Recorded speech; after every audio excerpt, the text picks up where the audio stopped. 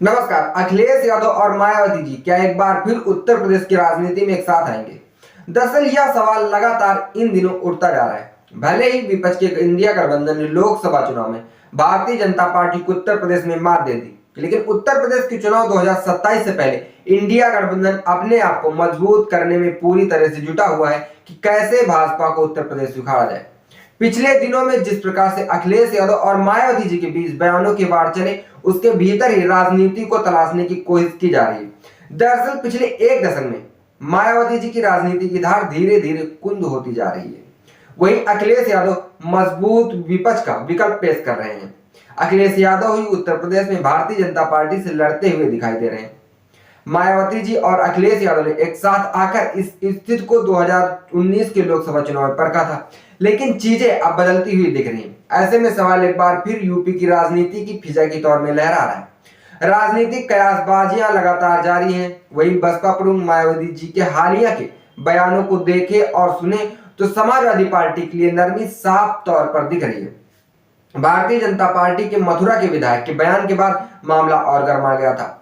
मथुरा की माठ सीट से विधायक राजेश चौहान ने मायावती जी पर आपत्तिजनक टिप्पणी की थी। इसके खिलाफ अखिलेश यादव ने भी उस विधायक पर करारी टिप्पणी की थी। मायावती जी ने अखिलेश यादव के बयान पर आभार भी व्यक्त किया था, जिसके बाद अखिलेश यादव का भी धन्यवाद आया था। सोशल मीडिया पर चले इन बयानों ने यूपी की राजनीति को पूरी तरह से गर्म कर दिया था। हालांकि मायावती जी ने सपा बसपा गठबंधन को लेकर साफ इनकार कर दिया है। उनका कहना है कि अखिलेश यादव के समर्थन का मतलब सपा और कांग्रेस के साथ गठबंधन हो सकता है, लेकिन हमारे साथ नहीं है। मायावती जी की ओर से भारतीय जनता पार्टी के विधायक बयान मामले में समर्थन के लिए धन्यवाद दिए जाने पर सपा प्रमुख अखिलेश यादव ने आभार व्यक्त किया था और उन्होंने पोस्ट किया था कि यह सौहार्द, पिछड़ा, दलित और अल्पसंख्यक मतलब पीडीए गठबंधन के लिए एक अच्छा संकेत है। इसे सपा अपना नया समर्थन आधार कह रही है।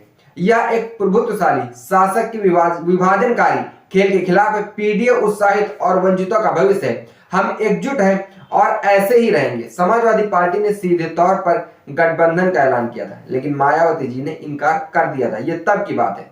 समाजवादी पार्टी शासन के दौरान यादव वर्चस्व को दलित समाज ने देखा था। इस कारण दलितों के एक बड़ा वर्ग अखिलेश यादव से जुड़ता नहीं दिख रहा था। वर्ष 2019 के लोकसभा चुनाव के दौरान जब अखिलेश यादव और मायावती जी एक साथ आए तो भी दलितों का यह वोट बैंक समाजवादी पार्टी के साथ नहीं जुड़ा। लोकसभा चुनाव 2024 के दौरान पिछड़ा, दलित, अल्पसंख्यक यानी पीडीए पॉलिटिक्स के जरिए अखिलेश यादव जो पिछड़ा वोट बैंक था, जो दलित वोट बैंक था, वो साधने में पूरी तरह सफल रहे। अब वे मायावती जी का समर्थन कर इस वर्ग के बीच अपनी पकड़ को धीरे धीरे मजबूत बनाने की कोशिश कर रहे हैं।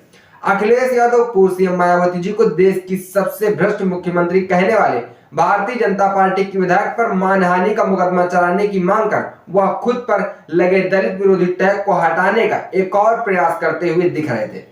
एक ही लोकसभा चुनाव के बाद से सपा ने फैजाबाद और अपने सांसद अवधेश प्रसाद की गौरवपूर्ण स्थान भी दिया है, क्योंकि वह पासी समुदाय के दलित नेता हैं।